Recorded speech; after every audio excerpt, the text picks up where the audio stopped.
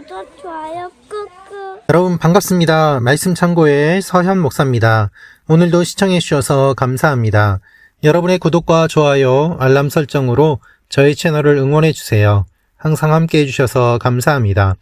오늘은 마가복음 4장 30절에서 41절 말씀입니다. 오늘 말씀은 예수님께서 계속해서 비유를 말씀하시고 또한 그 이후에 제자들과 함께 배를 타고 바다를 건너실 때의 내용이 기록되어 있습니다. 제자들은 풍랑 속에서 죽을 위기를 만납니다. 그러나 그들은 예수님과 함께 있음을 기억하지 못합니다. 예수님께서는 그들의 믿음 없음을 책망하십니다. 오늘 이 말씀을 통해서 우리에게 주시는 하나님의 마음을 함께 묵상해 보기 원합니다. 30절부터 말씀입니다. 예수께서 또 말씀하셨습니다. 하나님 나라를 무엇에 비교할 수 있을까? 어떤 비유로 설명할 수 있을까? 하나님 나라는 한 알의 겨자씨와 같다. 그 씨는 땅에 심는 것 가운데 제일 작은 씨지만 일단 심어놓으면 자라나 어떤 식물보다 더 큰 가지들을 뻗어 그 그늘에 공중의 새들이 깃들 수 있게 된다. 예수께서는 제자들과 그 곁에 있던 사람들이 잘 알아들을 수 있게 여러 가지 비유로 그들에게 말씀을 전하셨습니다. 예수께서는 비유가 아니면 말씀하지 않으셨으나 제자들에게는 따로 모든 것을 일일이 설명해 주셨습니다. 그날 저녁이 되자 예수께서는 제자들에게 말씀하셨습니다. 호수 저편으로 건너가자. 제자들은 사람들을 뒤로 하고 예수를 배 안에 계신 그대로 모시고 갔습니다. 그러자 다른 배들도 함께 따라갔습니다. 그때 매우 강한 바람이 불어와 파도가 배 안으로 들이쳐 배가 물에 잠기기 직전이었습니다. 예수께서는 배 뒷부분에서 베개를 베고 주무시고 계셨습니다. 제자들이 예수를 깨우며 말했습니다. 선생님, 저희가 빠져 죽게 되는데 모른 척 하십니까? 예수께서 일어나셔서 바람을 꾸짖으시고 파도에게 명령하셨습니다. 고요하라, 잠잠하라. 그러자 바람이 멈추고 호수가 잔잔해졌습니다. 예수께서 제자들에게 말씀하셨습니다. 왜 그렇게 무서워하느냐? 아직도 믿음이 없느냐? 제자들은 크게 두려워하면서 서로 수군거렸습니다. 도대체 이분이 누구시기에 바람과 파도까지도 복종하는가? 여러분, 오늘 말씀을 보면 예수님께서 계속해서 비유에 대한 말씀, 또 비유로 말씀하시는 것을 알 수 있습니다. 하나님 나라를 무엇에 비교할 수 있을까? 어떤 비유로 설명할 수 있을까? 그렇습니다, 여러분. 예수님께서 비유를 사용하신 이유는 어떤 일반적인 말로 설명이 어렵기 때문입니다. 그래서 상징적으로 비유로 말씀하지 않으면 이것을 알 수 없기 때문에 예수님께서 비유로 말씀하신 것이죠. 여러분, 직설적으로 묘사하는 묘사가 있고 상징적으로 묘사하는 묘사가 있습니다. 때로는 직설적으로 묘사하는 것보다 상징적으로 묘사하는 것이 더 다양하고 풍부하게 설명할 수 있습니다. 주님께서는 그것을 말씀하시는 것입니다. 예수님께서는 하나님 나라를 겨자씨에 비유하십니다. 하나님 나라가 겨자씨처럼 작게 시작하지만 또한 한 철에 3m 이상 자라기도 합니다. 빨리 확장된다는 것입니다. 주님께서 말씀하시는 이 말씀이 하나님 나라의 선포가 빨리 확장되는 것을 주님께서는 말씀하고 계십니다. 널리 확장되고 많은 사람들이 예수를 믿고 하나님 나라를 경험하게 됩니다. 겨자씨 비유는 유대인들 뿐만 아니라 많은 민족이 하나님 나라에 포함됨을 알려주고 있습니다. 에스겔서 3장 16절 말씀처럼 이 말씀을 배경으로 볼 때 공중의 새들은 많은 민족을 가리키고 깃들인다는 것은 나라에 포함됨을 뜻하기 때문입니다.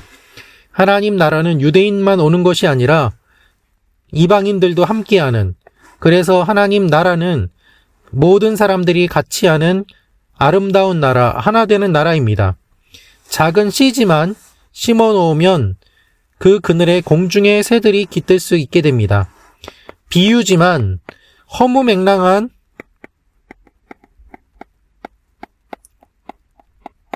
이야기가 아니라 구약에 근거한 말씀임을 우리가 알 수 있습니다. 그러므로 이 이야기를 아는 사람은 알지만 모르는 사람은 모르게 되는 것이죠. 그래서 예수님께서는 제자들과 그 곁에 있던 사람들이 잘 알아들을 수 있게 여러 가지 비유로 그들에게 말씀을 전하셨습니다. 여러분, 알아들을 수 있게 제자들에게 설명해 주셨습니다. 그렇죠? 그래서 34절 말씀도 보면 제자들에게는 따로 모든 것을 일일이 설명해 주셨습니다 라고 제자가 하나님 나라를 깨닫는 가르침을 배웠음을 성경은 분명하게 이야기하고 있습니다. 여러분, 제자들은 특별하게 예수님께서 가르쳐 주셨습니다. 그리고 그 제자들에게 알려주신 것이죠. 수많은 무리와 달리 제자들은 예수님께 속한 자들이라는 의미를 본문이 이야기하고 있습니다. 예수님께 속했기 때문에 예수 그리스도께서 따로 가르치신 것입니다. 제자는 하나님 나라를 알아야 되고 주님의 말씀을 알아야 되는 사람들입니다. 그리고 그 이후에 예수께서 제자들에게 말씀하시죠. 호수 저편으로 가자라고 말입니다. 데가볼리 지역입니다. 알렉산더 대왕이 10개 식민 도시를 만들어서 헬라인들을 이주시킨 곳으로 이방인이 많이 살고 있었습니다. 그러므로 호수 건너편으로 가자는 것은 이방인을 위해서도 사역하려고 하셨기 때문입니다. 비유로 말씀하실 때 새들이 깃들 것이다 말씀하시지 않았습니까? 새들이 이방인입니다. 그러므로 이방인이 있는 곳에 가서 복음을 전하자고 주님 말씀하신 것입니다. 제자들은 사람들을 뒤로하고 예수님을 모시고 배를 타고 떠나가게 됩니다. 예수님께서 자기 것을 고집하지 않고 내어준다는 의미를 사용하면서 예수님이 이 반대로 이 명령을 하신 경우가 많이 있습니다. 주님께서 말씀하셨습니다. 사람들을 뒤로 하고 내어놓고 그들은 말씀을 이미 들었기 때문에 또한 씨가 자라갈 것을 믿고 이방인이 있는 곳으로 이동을 하시게 된 것입니다. 그때에 매우 강한 바람이 불어오고 파도가 배 안으로 들이쳐 배가 물에 잠기기 직전에 이르게 되었습니다. 이때 예수님은 어떻게 하셨을까요? 예수님은 배 뒷부분에서 베개를 베고 주무시고 계셨습니다. 이때 제자들은 예수님을 깨우면서 말을 합니다. 죽게 되는데 왜 모른 척 하십니까? 라는 것이죠. 여러분, 요나가 떠오르지 않습니까? 이는 예수님이 이방인들의 메시아임을 암시합니다. 예수님의 사역을 보면 구약의 말씀들이 실천되고 성취되는 것을 볼 수 있습니다. 요나가 우여곡절 끝에 니느웨에 가서 사역한 일과 유사하게 지금 바람이 불고 풍랑이 일고 배가 가라앉을 것 같은 상황인 것이죠. 그런데 여기에서 제자들은 예수님을 깨우며 말합니다. 여러분, 예수님이 주무실 때 이 배는 얼마나 컸을까요? 그렇게 큰 배가 아닙니다. 그런데 배가 흔들리면 예수님이 주무시고 계셔도 깨는 것이 당연하지 않겠습니까? 주무신다는 것은 매우 피곤하셨을 것이고 그만큼 예수님이 힘드셨을 것입니다. 그런데 제자들은 예수님과 함께 있는 것을 알지 못합니다.